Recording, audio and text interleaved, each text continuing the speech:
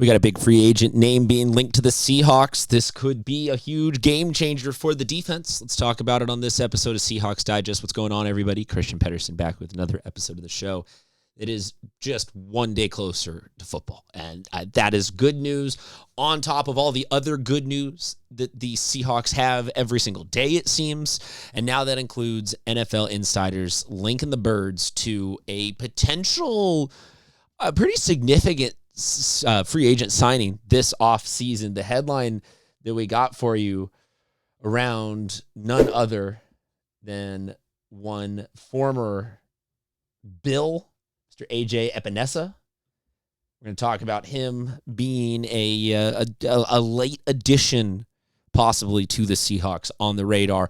Talk about all of that and a little bit more on this episode. Before we get, though, any further, we got to talk about our sponsor for today's video, and that is Prize Picks.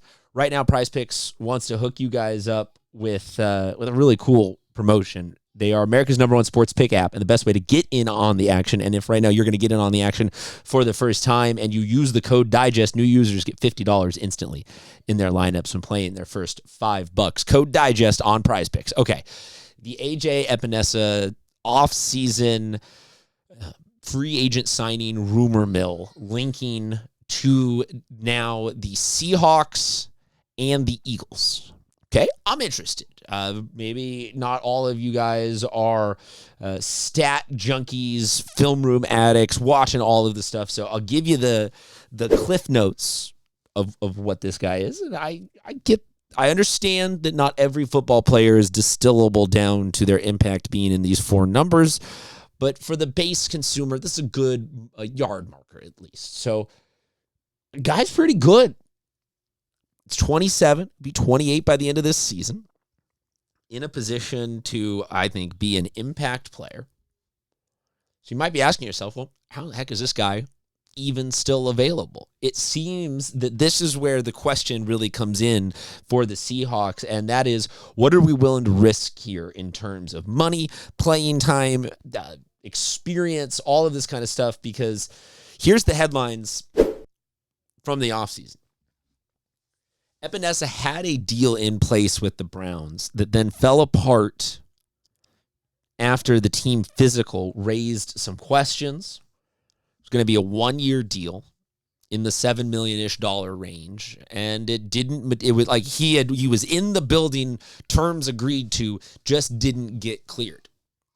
In the history of football, if at one end over here is Nick Saban telling the stories about not signing Drew Brees with the Dolphins because a surgeon didn't like how his shoulder was looking. So, then he goes on to be a Hall of Famer, to all the other teams that have taken a guy with some potential issues under the hood.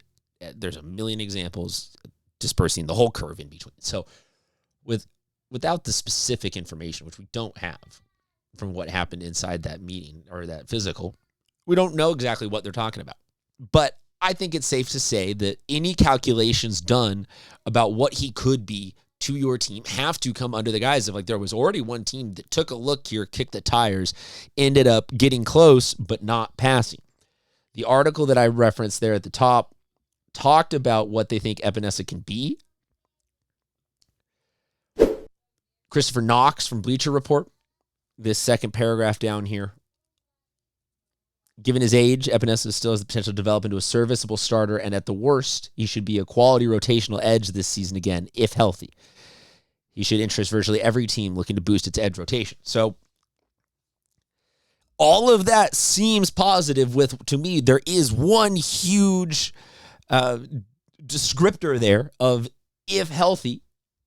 So maybe this is something where there really is an issue. And yes, he's 27, but the wheels are all about to fall off. So I'll ask you, how much AJ Epinesa do you want to squeeze out of this season? Is it worth bringing in a guy who the upside is serviceable, reliable, consistent starter, or nice rotational piece to give your other guys a breather, but not have a massive drop-off in skill, but committing money knowing that there's a something chance of It's just going to end on one play. If he's got 20 plays, 20 drives, 20 games, 20 seasons, I don't have any actual insider medical knowledge.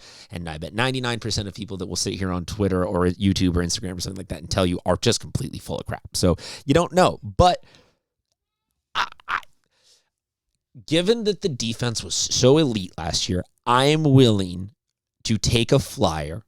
And I get that it's not my money that I'm spending. It's not my roster spots. I'm just some YouTube clown dancing around on the internet for clicks. But if I was playing GM, so drop a comment also on what you would do, I'd take a shot here.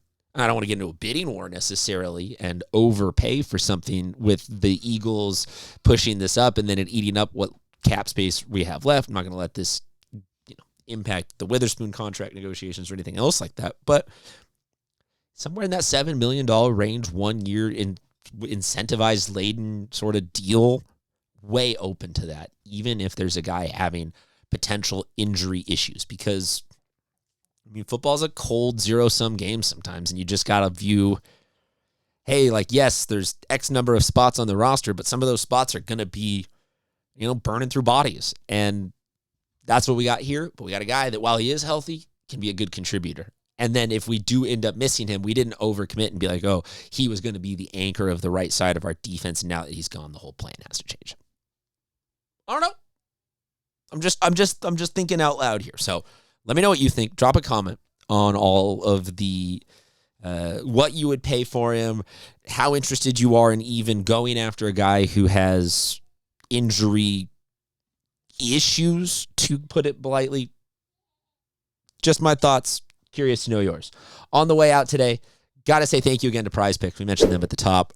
They are the sponsors for today's videos, and they are, in fact, America's #1 sports pick app. And the best way to get in on the action, and right now, you can use that code DIGEST when you sign up. They got all sorts of sweet promotions on top of that if you're already a returning user. They got the Scary Hours boost during the NBA Finals, the showdown between the Knicks and the Spurs. You got a bunch of different options there to get in on. I am hammering everything Wemby. Just that guy is a lot of, I don't know much basketball. I don't watch a ton of basketball, but I'll do the playoffs. Wemby, my eyes are fixed there. They also got Flex Fridays. It's back in full swing. Boost the end of your week by using your Flex Friday payout boost to get a 40% higher payout every Friday. Also, Taco Tuesday. Who doesn't love Taco Tuesday? Drop a comment there if you don't love Taco Tuesday. We'll have a discussion.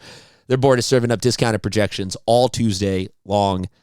Period, exclamation point, code DIGEST. You sign up at Prize Picks. That's what I got for you today. Thank you very much, everybody, for tuning back in to another episode of Seahawks Digest. Like, subscribe, comment, dislike. Those are all YouTube buttons that you're more than welcome to also press if you want to join our little merry band of misfits on the internet. Until next time, we'll talk to you guys soon.